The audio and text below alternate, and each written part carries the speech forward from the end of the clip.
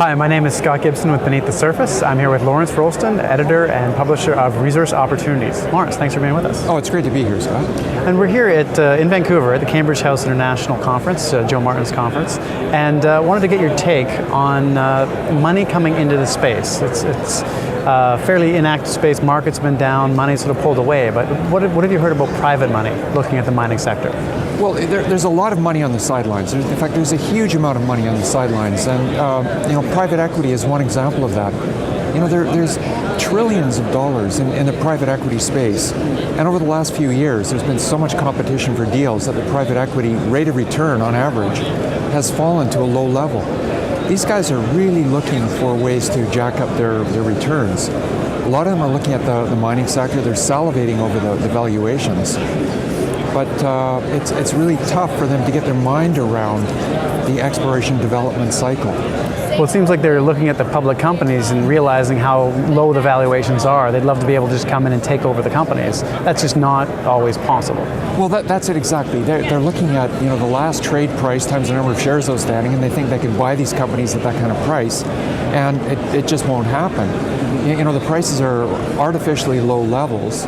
And it's not because every shareholder thinks that's the value, but in many cases, there's a number of shareholders, typically a hedge fund, that is facing redemptions. They need to sell. There's selling pressure at a time when there's not a lot of buyers. So the current market prices of these companies are artificially low, and you're not going to buy the company for that price.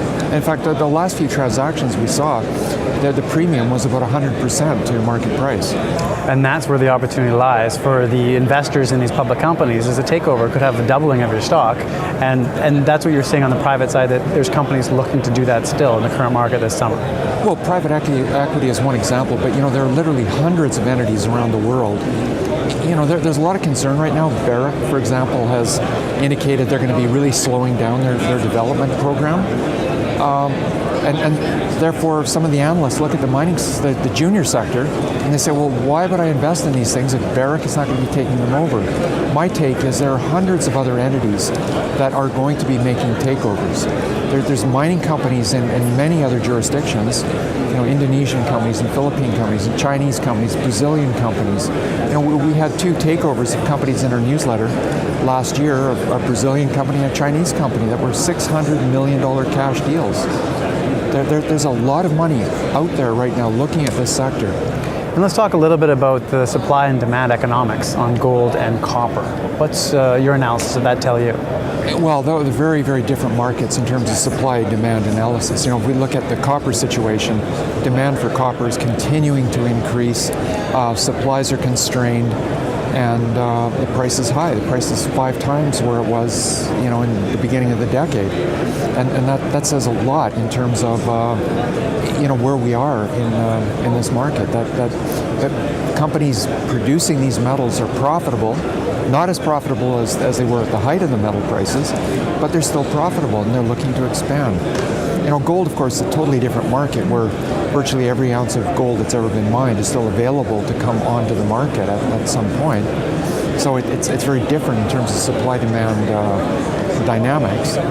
But certainly, when the holders of the ETFs panicked earlier this year, when Goldman Sachs kind of pulled their short and distort on the gold market, the ETF sellers were like lemmings jumping off a cliff. But around the world, the physical buyers were literally lining up to buy gold on sale. Gold demand is there, it's strong, it's real, and it's not going to go away. And what about production on the gold side? Gold production is barely ahead of where it was in 2001. Over more than a decade, all the mine development that's gone on in the gold mining sector has barely offset depletion. And that is really the story in this industry, is the fact that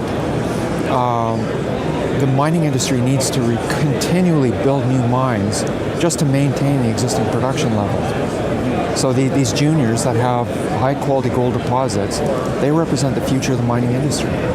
Well, and that's where if you look at the large caps, the majors, and they're pulling back, they're not moving into the exploration, and people are questioning why they should even buy the junior explorers, yet you're not being able to maintain the production levels of gold across the board.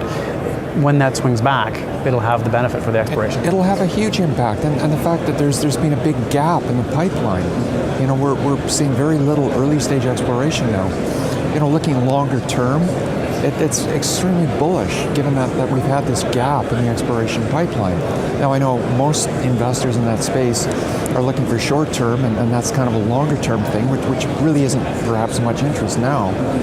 But the really important point is that there's a lot of projects in the pipeline, and there's a lot of those projects that are getting near completion of a feasibility study. They're good, high-quality projects, and they will be taken over. And they'll be taken over at much higher prices than the current share prices. Well, in your publication, you talk about the broad spectrum of companies, from the early stage exploration all the way through to near-till development and even production.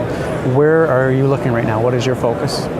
Well, I look at the whole spectrum, but the focal point, the majority of my effort and the majority of my own investing is on the more advanced stage stuff.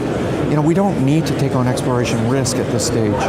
You can look at any number of really good quality discoveries that have been made over the last couple of years that are not getting recognition.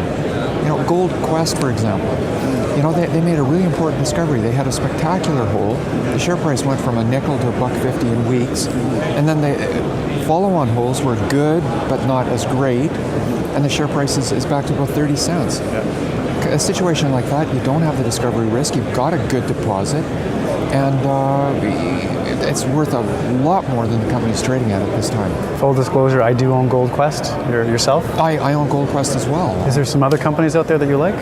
There's a lot of really good companies. You know, Colorado that just made the discovery. You know, we were fortunate to cover that in the newsletter, not because of that particular discovery in the making, of course, but just, you know, we held that one because it was a company that had some smart people. It was trading at about cash value, and they were looking in a number of places, and they made a discovery.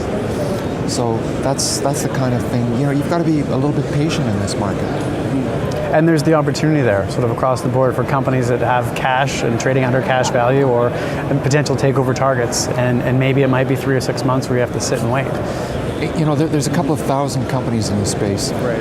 and the vast majority of these companies, in my opinion, are still overvalued. But for the few percent of the companies that have cash, that have a good project, that have a good management team, there's outstanding value.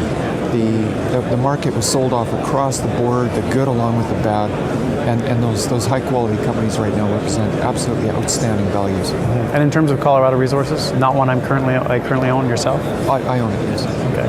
Thanks very much for being with us, Lawrence, sharing your opinion on where things are going and mentioning a couple of companies. Okay. It was interesting talking to you. Thanks. Again, that's Lawrence Roulston, Resource Opportunities. My name's Scott Gibson with Beneath the Surface. Thanks for being with us.